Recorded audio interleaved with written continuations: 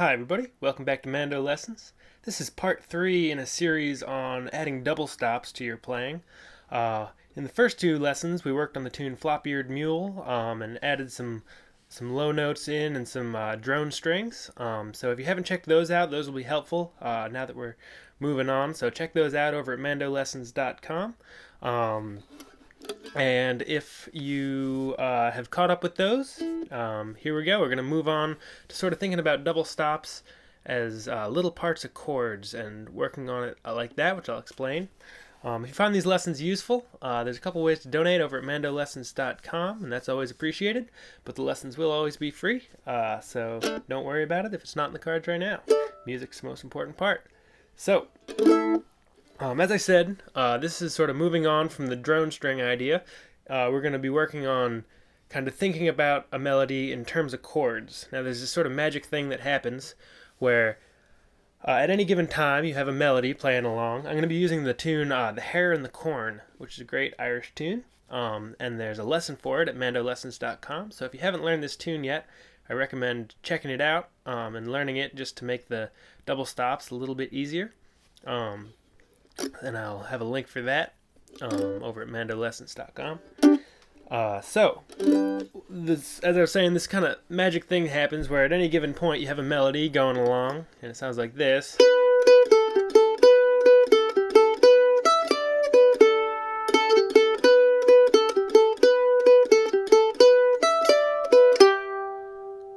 And, you know, over that, if there was a guitar player playing, they would be playing something like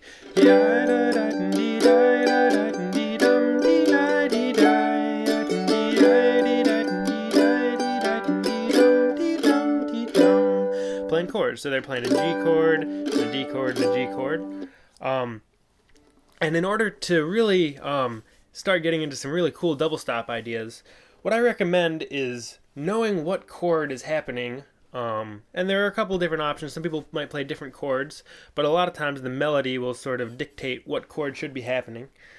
So with all the tunes that I've got over at mandolessons.com, there's chords written out, so you can just kind of look through the tune and say G chord, dum, da, dee, dum, and then a D and back to G, G, a G, it's still G, G, and D, and G.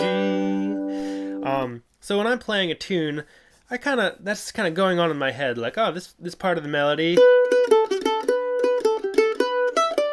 is in G, and then we get a D chord when we get yum ba da dee dum, diddle da dee dum dee da dee dum dee diddle dum, and a quick little G D G at the end. And so this magic thing happens where you can sort of, those chords are going to end up laying out really nicely along with the melody. So this tune is in the key of G. And so let's start with, so if you haven't checked out the lesson on this tune, go learn the tune. It's going to make this part of the lesson a lot easier. So, moving on, the first phrase sounds like this.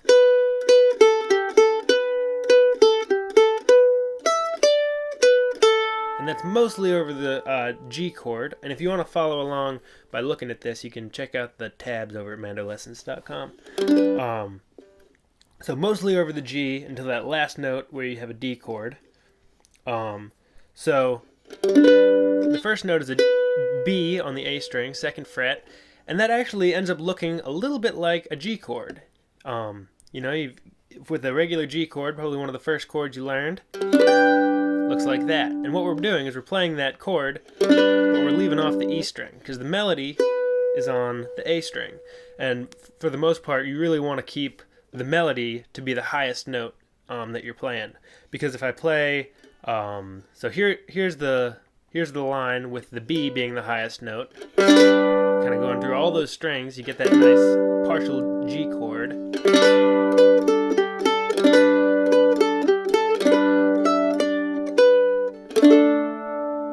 So that B is on top, so the melody is kind of floating over those droning G and D strings.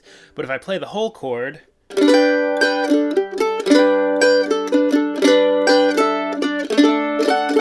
you kind of lose the melody a little bit. You know, the highest note's always going to kind of soar above and take precedence over whatever else is happening.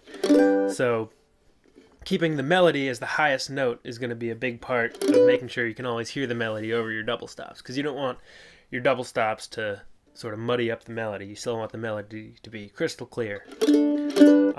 So what I'm doing is I'm just playing kind of every strong G chord in that I would play if I was just playing chords. I'm playing through on the mandolin. So we have the melody again.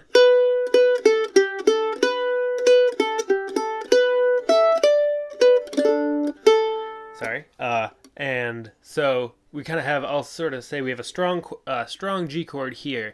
G, G, G, D. Again, that's G and G, G and then a D. So we have our G chord laid out right there. Open G string, open D string, second fret on the A. And let's just play a strong chord through all of that.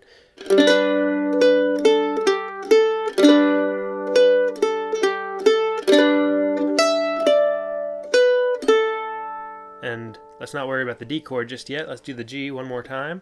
Here we go.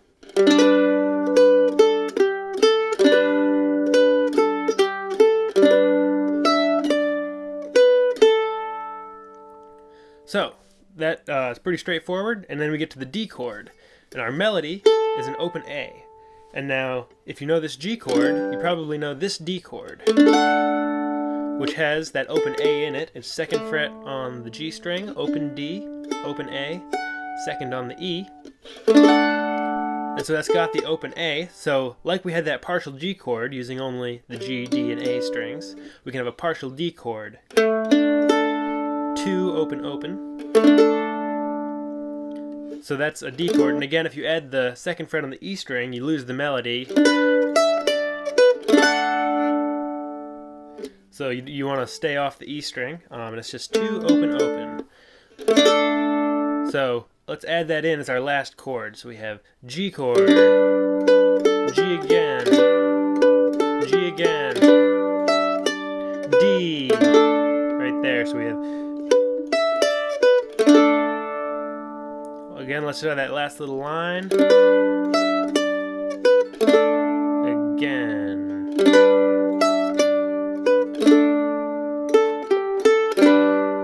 Alright, so let's play the A part twice through with those chords. Actually, sorry, there's one little bit at the end. We have, yeah, I'll play the whole, so the second half of the A part.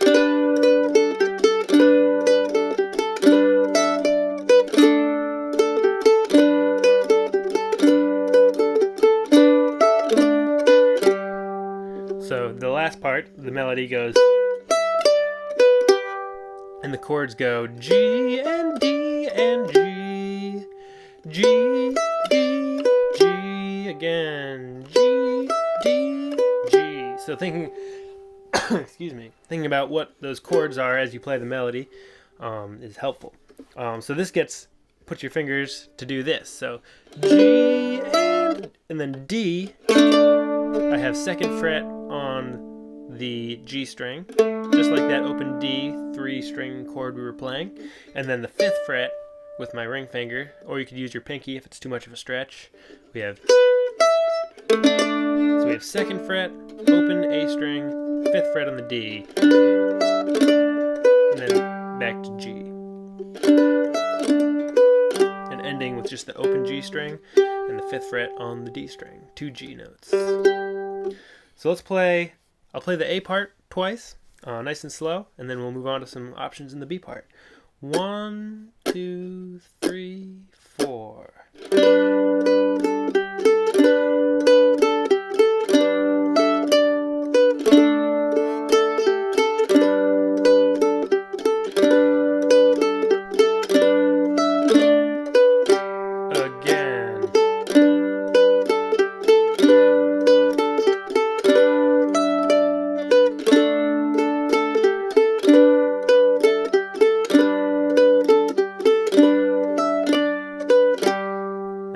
That last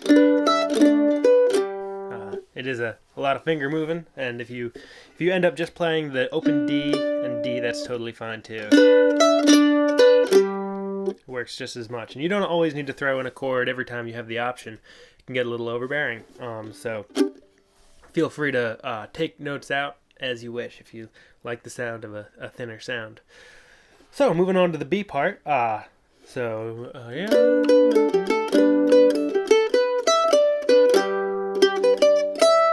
So this great thing happens in the B part. We go up to a 4 chord, which is a C chord in the key of G. So we've been in G.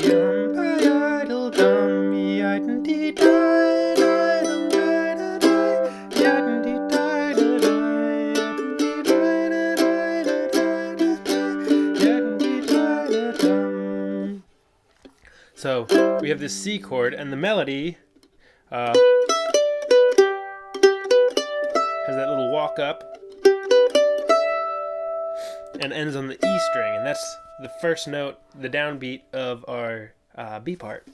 And so now looking at the chords, we have a C chord there, and the more that you do this, the more you'll start to hear sort of where chords should be, and you won't have to rely on looking at sheet music. But it's helpful for your first tune, and sort of going through step by step like this on your first half dozen or a dozen tunes, you'll start to see patterns just like you do learning melodies for tunes. And eventually you'll say, oh, I'm in the key of G and I'm hitting an open E, it must be a C chord. Things like that. So we have an open E and we need a C chord. So our C chord that we all know, probably the first C chord you learned, is just open, 2, 3, open, from low to high. And it's got that open E right on top. It works out really nicely. So we have that little walk up. So we can just go right through all those strings and really make sure the E string gets lots of attention from the pick. You don't want to go kind of loses. You want the melody to be nice and strong. So let's try that little line.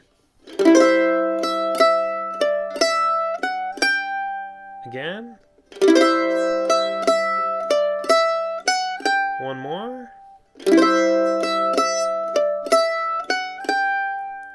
And then we have back to D. Back to G.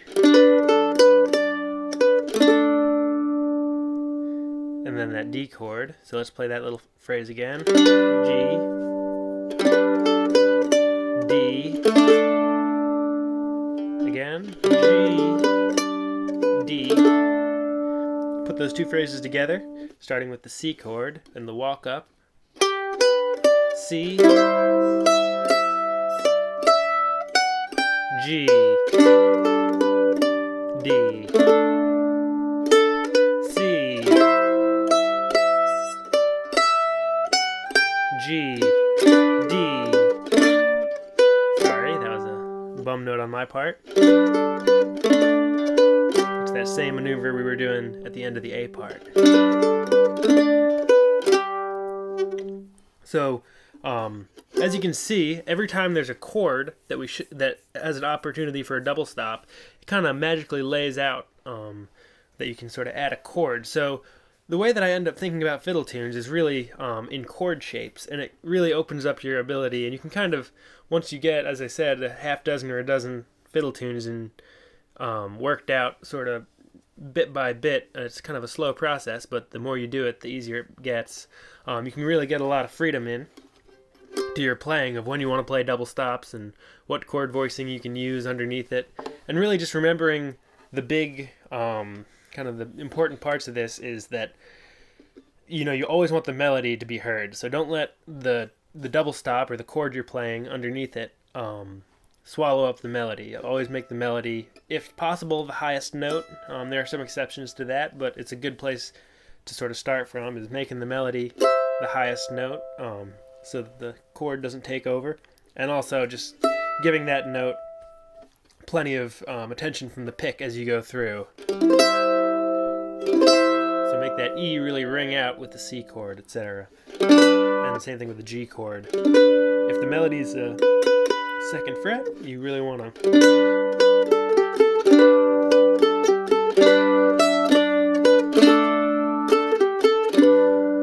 make sure the melody is always crystal clear. So I'll play through the tune a couple times here, or maybe just once. So here we go. 1, 2, 3, 4.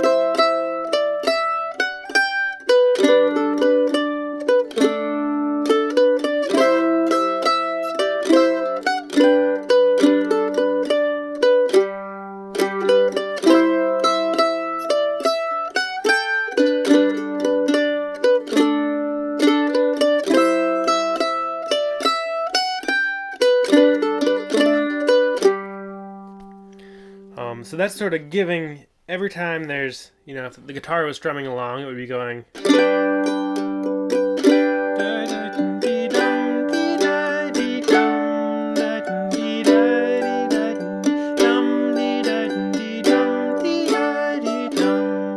And so you were sort of giving that every strong beat, often the sort of the downbeat of the measure,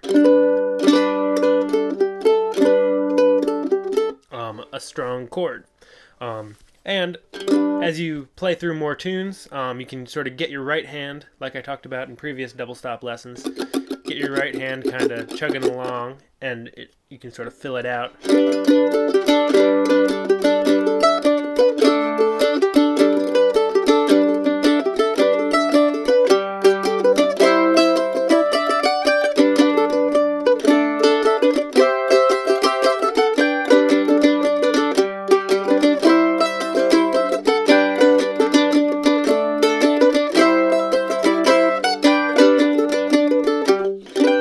With the same rules apply of really kind of giving the strong chord to the downbeat of the music, making sure the melody always rings out true, and that'll get you a long way. So try that with a couple tunes. Try it with Flop-Eared Mule, try it with Hair in the Corn. Look around on the fiddle tune section of mandolessons.com and see what you can find. And look at you got the chords right here, and it keeps me from, I hope it's not too overexposed, but you got the chords right along the top of the melody.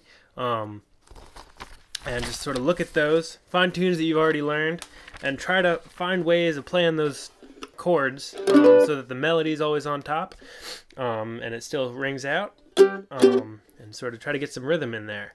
So that's all for now. Thanks so much for watching. There'll be at least one more lesson here on double stops, but that should give you something to think about anyway. Again, if you enjoy these lessons, there's a way to donate over at mandolessons.com, as well as a bunch of other lessons, so go check those out. And I think the next lesson we'll get into sort of a little bit of music theory behind double stops and why they work like they do. So until next time, thanks for watching. Bye-bye.